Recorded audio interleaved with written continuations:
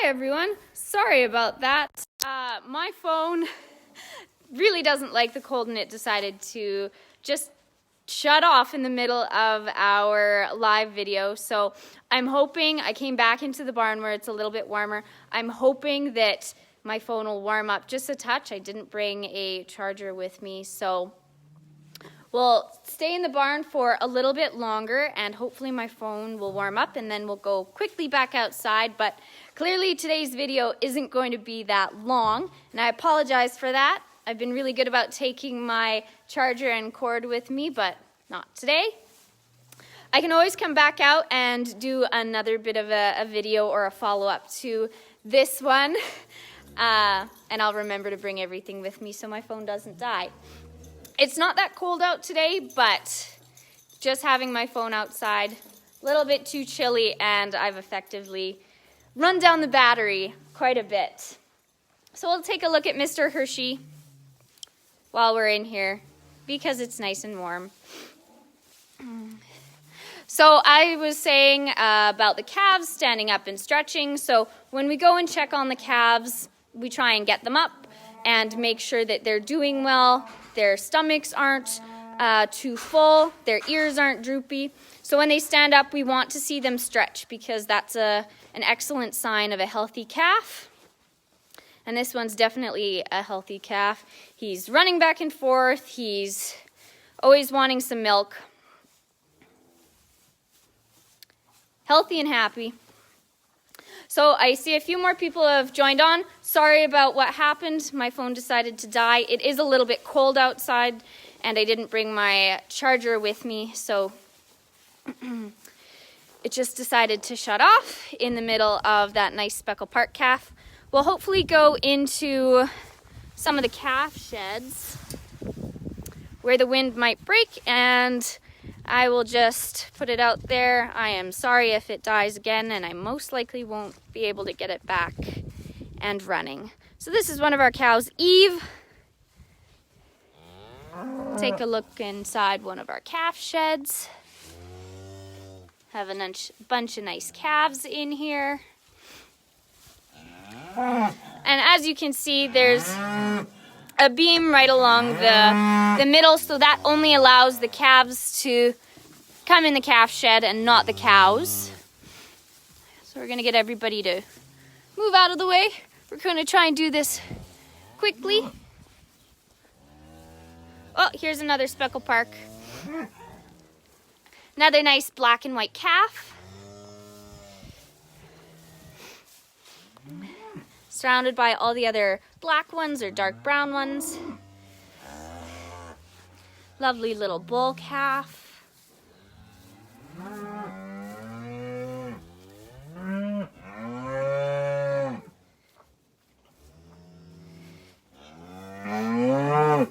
A lot of the calves that are in here right now, they were born just a couple of days ago, so they're not too afraid of me yet, or they're not worried about my presence.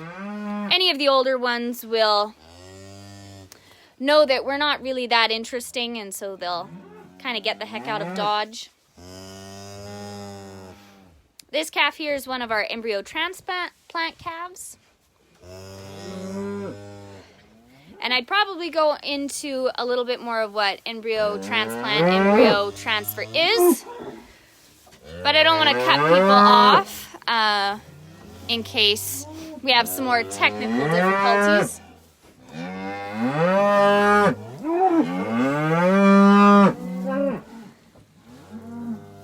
Really nice calf.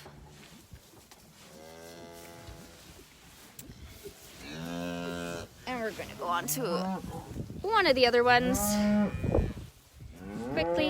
Here's the nice red speckled park calf that we got cut off from seeing before. Really lovely calf. And so our yellow tag calves are all the heifer calves, and then any of the blue tag calves are bull calves. Anything with a green tag, which there are none in this barn right now, those are to distinguish our purebred Angus calves, and then anything with a purple tag belong to my brothers, so those are the calves that they own. but there are none in here. So here's a nice calf with a little bit of white on its face. So we had a lot of different markings. We had a few different breeds of bulls in with our cows last summer. So we would have had Simmental bull, Black Angus, Hereford, and I believe that was it. But we have a lot of different influences in our females and in the mother cows. So that's why you can see a few more different colors. So the reds and the speckle parks, because those mothers have those genetics and those traits from those different breeds.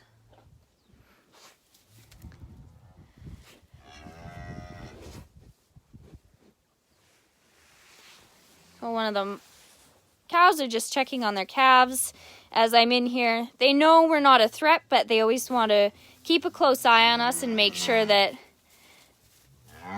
nothing is happening with their calves. So I think today's video is going to be really quick. I don't want to jinx it and lose the video. I'm glad the last one still stayed on Facebook. So if you are just catching on now, you can catch the earlier portion of the video on our page. But I'll be sure to do something maybe tomorrow and definitely Friday to make up for making this one a little bit shorter. But we do have one question. What's the most difficult thing about being a farmer? It's probably a really tough question to ask, but it's an excellent one. The uncertainty, everything is based on what Mother Nature is going to throw at you. You can never have the perfect weather because depending on what kind of farmer you are, what point you are in your farming stage, whether you're maybe silaging or maybe you're cutting hay or maybe you need your alfalfa to grow so you can cut hay, it's all very unstable in terms of the weather, and you can't always rely on that.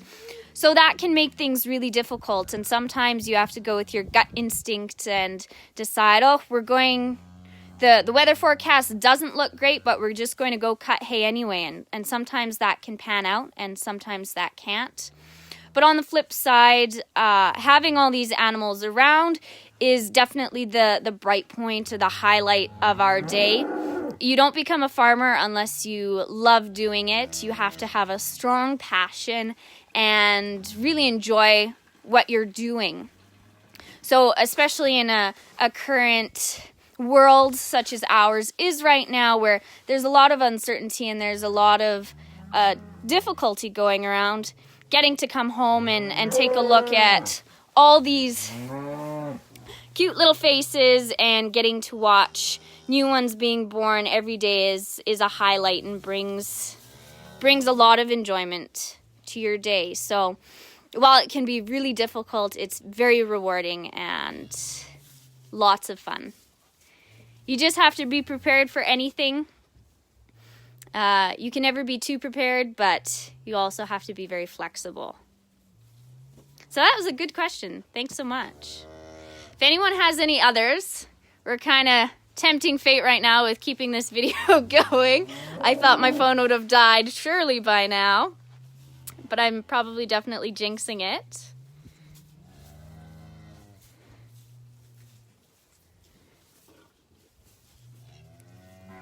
The calves are definitely getting more used to me coming in here and just chatting. Usually when we're in here checking on the calves, it's mostly just getting them to stand up, making sure they're doing fine. But there's usually not someone in here talking to themselves or talking to a phone. So they're getting a lot of good exposure. And some of them also don't really care that I'm here and they're just going to continue to sleep. It's hard work being a calf. You have to go from nursing to sleeping to moving from one calf shed to another.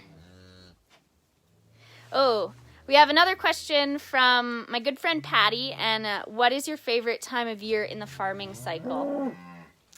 Calving is a wonderful one, and that can depend on when you're going to be calving. We start now, of course, or the end of February to the beginning of April.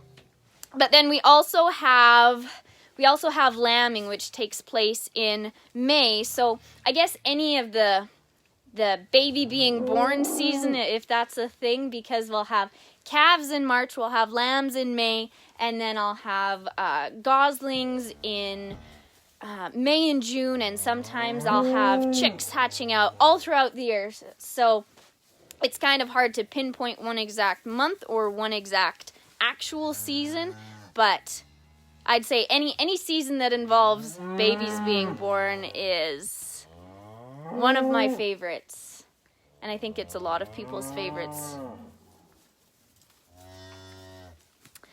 We have another question. Do you have purebred or commercial cattle? We have a combination of the both.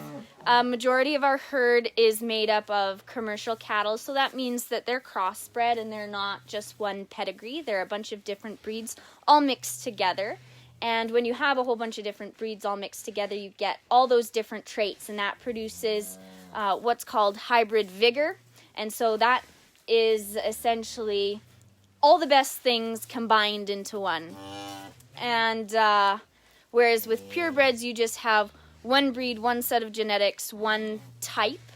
And that's really good, especially if you're wanting to get certain traits or a specific color or size or shape to an animal, or what's called a frame.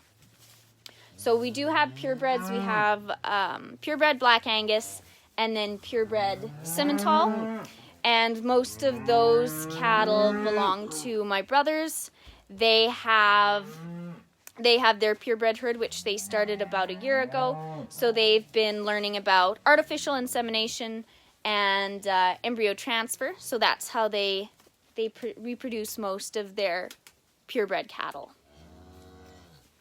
Oh, this is a fun calf. I haven't seen this one yet. This is a really big calf as well. Really pretty markings. It's kind of a light beige color with some white on its head. And this cow right here, number 6, she is the cow you have to watch out for. She produces fantastic calves. So this is her calf. Doesn't look much like her at all, but it is. She produces fantastic calves, but she is the one you really have to watch out for here in the calving pen. As long as you give her space and we're safe and secure in the calf shed, everything will be okay. But she's a very protective cow. But she'll mellow out. Give her a couple weeks and she'll definitely mellow out. Calving is going really well. We've been having roughly 5 to 8 calves a day. We did have, this past Saturday, we had 0 calves born, which was quite incredible because we had a pretty good run where we had at least 3 calves minimum a day, and then Saturday we had nothing. We weren't quite sure what happened. It was a beautiful day, but no calves. But we're back on track now. There have been a couple of calves that have needed some extra assistance, this calf included, but the rest of them have been excellent mothers and giving birth to their calves without very many complications at all. So this is a really cute calf right here. Really fun coloring. And a lot of people might think it's difficult to have these cute calves or be around them and then sell them once they get older, but they're here for a good purpose. We will raise them up until they're old enough, and then we do sell them to a feedlot or we'll send them to a butcher ourselves.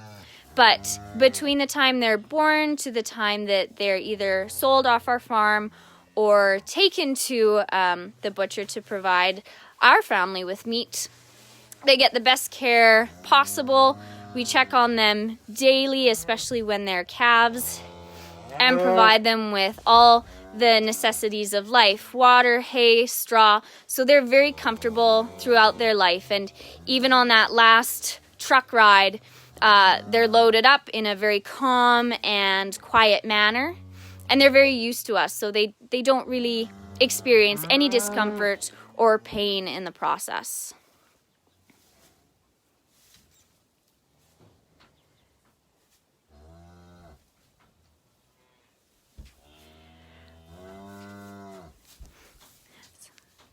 So this calf is still kind of figuring out its legs. It's kind of difficult for him to lie down. He's a big calf, so he's got a lot of body to move around.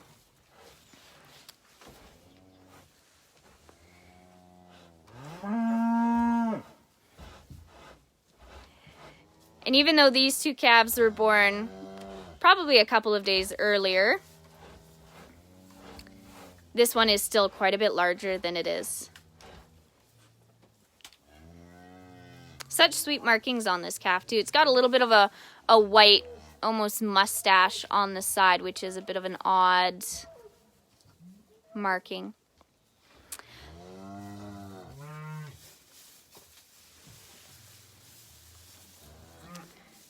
Oh, back to Mum, and probably to have some milk.